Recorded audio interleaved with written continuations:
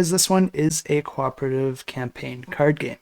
In this game, each player is going to be playing as their own unique characters with their own starting stats and abilities, but then players are going to be using deck building to change their arsenal as the game goes on, and then of course work together to make their way through the sci-fi world. The whole premise with this one is that there's an evil empire taking over the galaxy, and players are the last of a thought-to-be extinct race that has the ability to take advantage of certain magical powers. Of course, with great power comes great responsibility, because this is putting you in a position where you and the other players are pretty much the last hope in trying to fight back against this empire. But this is a game that plays over 3 different acts that are going to be presented to the players through various decks of cards, and each of the acts are going to be comprised of 2 different missions with their own unique goals. Players are going to be playing through these until they get to the end of the act, where they're going to be presented with a randomly drawn event card that can have different outcomes or decisions for the players to make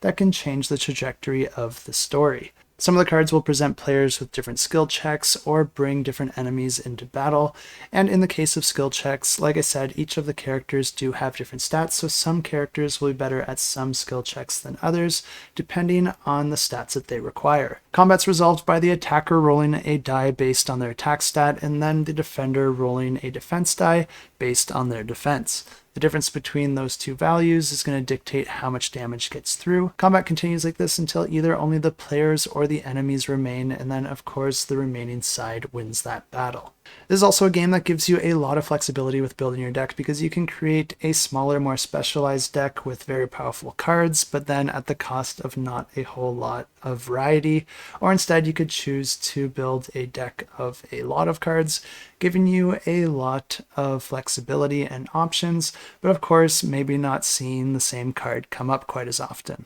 As always, if you are interested in this one, I do have a link to the campaign in the description below.